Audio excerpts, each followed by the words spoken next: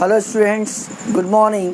आज हम एक नया टॉपिक स्टार्ट करने वाले हैं और इस टॉपिक का जैसे कुछ स्टूडेंट ने डिमांड करे थे मुझे फिजिकल एंड केमिकल इक्विलिब्रियम, तो जो JEE का एग्ज़ाम आने वाला है मैं उस पॉइंट ऑफ व्यू से फटाफट आपको रिवाइज़ करके देता हूँ टॉपिक, और टाइम वेस्ट नहीं होगा आपका और आपका पूरा रिवीजन और प्रैक्टिस हो जाएंगी। सबसे पहले आपको मालूम होना चाहिए कि what is the meaning of equilibrium. Equilibrium का मतलब होता है ऐसा स्टेट और ऐसी कंडीशंस या जो किसी प्रोसेस में बहुत सी जो प्रॉपर्टीज़ होती है वो पैसेज ऑफ टाइम के साथ नहीं बदलती है ना। एनी प्रोसेस ओके और any change okay in which certain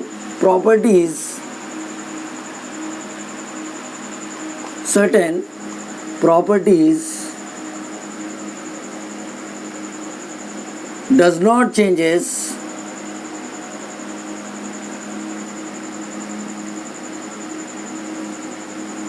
with passage of time। मतलब समय के साथ अगर कुछ जो प्रॉपर्टीज़ होती है, ठीक है ना, वो नहीं बदलती। आप बोलेंगे सर कौन कौन सी प्रॉपर्टी, जैसे टेम्परेचर है, प्रेशर है, ठीक है ना, और कॉन्सेंट्रेशन रहता है, ये अगर पैसेज ऑफ टाइम के साथ चेंज नहीं होती तो इसको अपन बोलेंगे equilibrium. It is called as equilibrium, ठीक है ना, it is called as equilibrium. अब इक्विलिब्रियम जो है, ठीक है ना, ये इक्विलिब्रियम को हम दो क्लासेस में क्लासीफाई कर सकते हैं डिपेंडिंग अपॉन द सिचुएशन। तो केमिकल एंड फिजिकल इक्विलिब्रियम, तो इक्विलिब्रियम को हम दो क्लासेस में, अब सबसे पहले तो याद रख लो इक्विलिब्रियम का साइन हम इस टाइप से पुटअप करते हैं या हाफ एरो भी पुटअप कर सकते हैं। This is a sign of equilibrium. तो this equilibrium is classified into two classes. One equilibrium is called as a, कौन सा equilibrium? Physical equilibrium.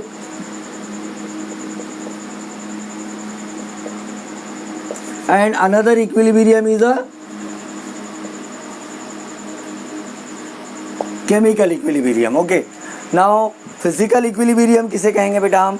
physical equilibrium का मतलब होता अगर कोई equilibrium अटेंड हो रहा है, यानी certain factor does not change with respect to time, है ना, during a physical process, physical change, तो ऐसे equilibrium को आप फिजिकल इक्विलिब्रियम बोलेंगे। इसका बेस्ट एग्जांपल, जैसे आपने क्लोज वेसल में सॉलिड को मेल्ट किया तो वहाँ पर सॉलिड भी एग्जिस्ट करेगा और लिक्विड भी एग्जिस्ट करेगा। जैसे आइस को एक क्लोज बर्तन में रखें तो मेल्टेड आइस भी रहेगा, यानी मोल्टन आइस भी रहेगा जो लिक्विड स्टेट में रहेगा, और सॉलिड आइस भी रहेगा जो सॉलिड स्टेट में रहेगा।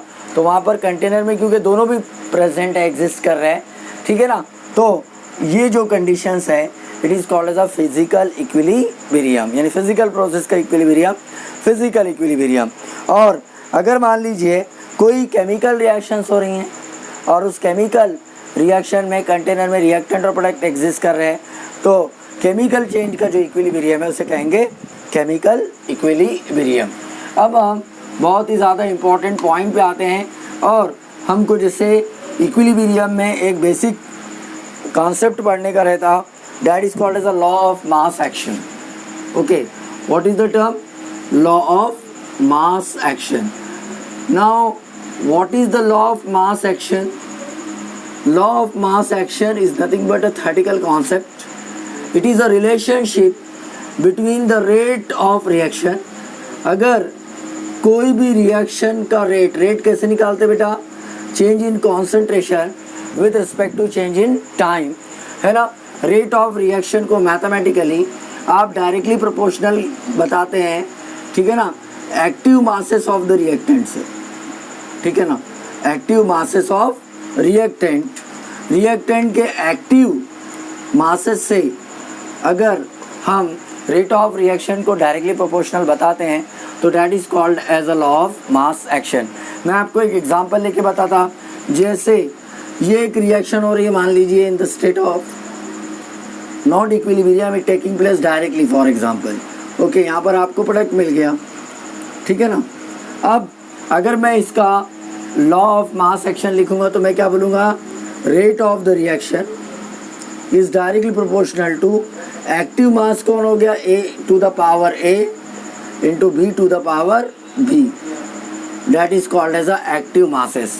कॉन्सेंट्रेशन ऑफ a का पावर a, यहाँ a और b कौन हो गया, स्टोइकियोमेट्रिक कोएफिशिएंट, जो नंबर ऑफ मोल्स उस रिएक्शन में हिस्सा ले रहे उनको आप बोलेंगे active masses of the reactant. Okay, ठीक है ना। और मैथमेटिकली आप हमेशा याद रखना है ये कि एक्टिव मास किसी भी रिएक्टेंट का, ठीक है ना, किसी भी रिएक्टेंट का कौन सा मास बोला मैंने, बोलो एक्टिव मास। ये होता है number of moles upon given volume, that is called as a concentrations. कितने मोल रिएक्टेंट लिया कितने सॉल्यूशन में, उसको अगर एक्सप्रेस करते हैं तो that is called as a active mass. लेकिन क्योंकि हम एक रिवर्सिबल रिएक्शन से रिलेटेड इक्विलिब्रियम का कॉन्सेप्ट पढ़े, तो अब इक्विलिब्रियम के कॉन्सेप्ट में अगर मैं मानता हूँ कि how I can write the law of mass action, तो let a reversible reaction in the state of equilibrium. मैं बोल रहा हूँ जहाँ पर कंटेनर में A of A reacted with B of B and form C of C plus D of D। But ये जो चेंज है ना, इस चेंज में आप देख रहे हैं कि मैंने इक्विलिब्रियम का साइन पुटअप किया है, ठीक है ना। तो अब मान लीजिए केमिकल चेंज है जिसमें रिएक्टेंट चेंजेस इनटू प्रोडक्ट। तो अब यहाँ पर मैं जो लॉ ऑफ मास एक्शन है इसको मैं थोड़ा सा मॉडिफाई करके बताऊंगा, क्योंकि यहाँ पर rate of forward reaction is equal to rate of backward reaction हो जाएंगी। तो rate of forward reaction RF लिखा मैंने, directly proportional to A to the power A into बोलिए B to the power B। ये हो गई आपकी इक्वेशन नंबर 1। ओके, और दूसरा rate of backward reaction is directly proportional to C to the power C, क्योंकि अब ये रिएक्टेंट है और ये प्रोडक्ट है, तो into D to the power D। तो अब क्योंकि at the state of equilibrium rate of forward reaction is equal to rate of backward reaction, R लिखा मैंने रेट के लिए। तो अब दोनों इक्वलाइज है, तो अगर मैंने दोनों इक्वेशन को इक्वेट कर दिया, दोनों इक्वेशन को क्या किया मैंने, इक्वेट किया, तो आपको ये इक्वेशन कैसी दिखेंगी बोलिए। अब यहाँ पर मैंने बोला rate of forward reaction is equal to, तो ये वाला जो है ना, मैं साइन जो है यहाँ पर एक कांस्टेंट पुटअप कर देता हूँ। इस कांस्टेंट को मैं K बोलता हूँ या K1 बोलता हूँ, और यहाँ पर भी इक्वल साइन देकर यहाँ पर K2 बोलता हूँ। तो ये दोनों को मैं जब प्रेजेंट करूँगा तो how the equation become like, कैसी दिखेंगी आपको इक्वेशन। तो ये इक्वेशन हो जाएंगी K1 into A to the power A into B to the power B is equal to बोलो K2 into C to the power C into बोलिए D to the power D। अब ये K2 को इधर लेके जाओ और ये वाला इधर लेके जाओ, तो K1 upon K2 is equal to क्या हो जाएगा, C to the power C into D to the power D upon A to the power A into बोलिए B to the power B। अब दो कांस्टेंट का रेशो भी constant होगा, तो रिवर्सिबल रिएक्शन में जिसमें इक्विलिब्रियम एक्सिस्ट कर रहा, ये K1 अपॉन K2 को हम एक नए कांस्टेंट से बोलेंगे Kc। That constant is called as a equilibrium constant. Now equilibrium constant look like how, Kc is equal to बोलिए C to the power C into बोलिए D to the power D upon A to the power A into बोलिए B to the power B। That is the concept of law of mass action on the basis of that reaction which is showing the state of equilibrium। तो एक constant मिलेगा जिस constant के base पर हम बोल सकते हैं कि ये जो इक्विलिब्रियम एग्जिस्ट कर रहा है ये फॉरवर्ड डायरेक्शन में या बैकवर्ड डायरेक्शन में, डिपेंड अपॉन द सिचुएशन। और याद रखना है आपको कि ये जो Kc है, ये Kc को अपन क्या बोलेंगे, बोला मैंने, बोलिए it's a new constant of two constant ratio that is considered as equilibrium constant. और यहाँ पर ये जो इक्विलिब्रियम कांस्टेंट है ये तब यूज़ करना है आपको जब कंटेनर में जो रिएक्टेंट और प्रोडक्ट है ये सॉल्यूशन स्टेट में एग्जिस्ट करेंगे, या तो कॉन्सेंट्रेशन तभी यूज़ करते जब सॉल्यूशन स्टेट में एग्जिस्ट करेंगे। लेकिन मान लीजिए कोई गैसियस रिएक्शन है तो आपको Kc यूज़ नहीं करना है, आपको Kp यूज़ करना है बेटा। For gaseous reaction don't use Kc, we are using Kp, तो Kp इज इक्वल टू हो जाएगा। अब यहाँ पर जो गैसियस रिएक्शन होती है ना उसमें पार्शियल प्रेशर वैल्यूएबल होता है, कॉन्सेंट्रेशन वैल्यूएबल नहीं होता। तो ये कैसी दिखेंगे आपको, बोलो, Pc to the power c into P D to the power d upon Pa to the power a into Pb to the power b। तो Kp और Kc are nothing but the constant existing at the state of equilibrium। Equilibrium की state के constant है और ये constant को आपको कब यूज़ करना है बेटा, तब यूज़ करना है जब कोई रिवर्सिबल रिएक्शन है जो कि इक्विलिब्रियम को फॉलो करती है। ये दोनों कांस्टेंट बहुत ज़्यादा वैल्यूएबल और बहुत ज़्यादा इम्पोर्टेंट है। और जैसा मैंने आपको बताया Kc और Kp का यूज़ कब करने का है, ठीक है ना। अब यहाँ पर मैं अगले सेक्शन में जाता हूँ, आप नोट कीजिए।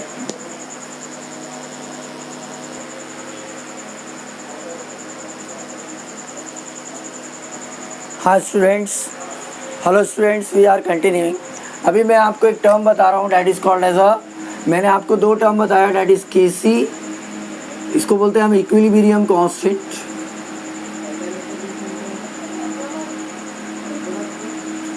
ओके। और दूसरा कांस्टेंट भी हमने यूज़ किया था that is Kp, it is also an equilibrium constant. But Kc कब यूज़ करेंगे आप, Kc यूज़ करेंगे जब कोई भी रिएक्टेंट जो है या प्रोडक्ट जो है वो लिक्विड स्टेट में या सॉल्यूशन स्टेट में होगा। और Kp कब यूज़ करेंगे, जब गैसियस फेज में होगा, ठीक है ना।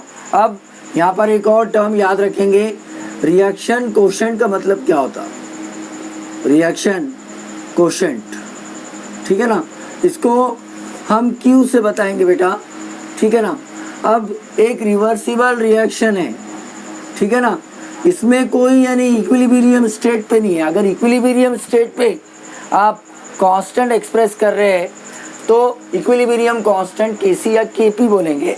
लेकिन अगर एनी स्टेट में आप कोई रिवर्सिबल रिएक्शन में मतलब कांस्टेंट को कैलकुलेट करना चाहते हैं न्यूमेरिकली, तो वो कांस्टेंट कहलाएगा रिएक्शन कोशेंट। तो reaction quotient is also equilibrium constant, but it is a ratio of molar concentration of product to the molar concentration of reactant at any concentration in the reversible reaction showing the state of equilibrium। तो हम mathematically Q को भी उसी तरीके से calculate करेंगे जिस तरीके से K को कैलकुलेट किया, यानी Kc या Kp को कैलकुलेट किया। But it is also an important ratio for any reactions. अब यहाँ पर ये Q जो है ना, ये हमें बताता है कि भाई रिएक्शन फॉरवर्ड डायरेक्शन में या बैकवर्ड डायरेक्शन में। कैसे, मैं बताता हूँ आपको। अगर ये मैंने लिख दिया, I am sorry, a to the power a into b to the power b, तो ये हो गया रिएक्शन कोशेंट। तो रिएक्शन कोशेंट है ना इज अ वैल्यू और a factor you can say which shows the reactions direction. यानी कोई इक्विलिब्रियम रिएक्शन अच्छी हो रही है, उस रिएक्शन का जो डायरेक्शन है उस डायरेक्शन को शो करेगा वो, ठीक है। 2 मिनट रुक जाइए। हाँ तो स्टूडेंट्स, मैं बता रहा था आपको कि जो Q है ये it is nothing but the ratio of concentration of the product to the reactant, है ना। रिएक्शन कोशेंट बोलते इसे।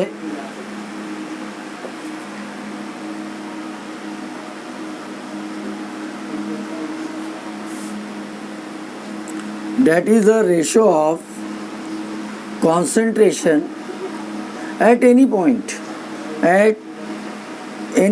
किसी भी रिएक्शन के पॉइंट पर हम जब concentration of product to the concentration of the reactant को मैथमेटिकली एक्सप्रेस करते तो उसे Q से बताते। That Q we called it as a reaction quotient. अब आप बोलेंगे sir what is the importance of this, तो आपने इक्विलिब्रियम कांस्टेंट भी देख लिया, रिएक्शन कोशेंट भी देख लिया।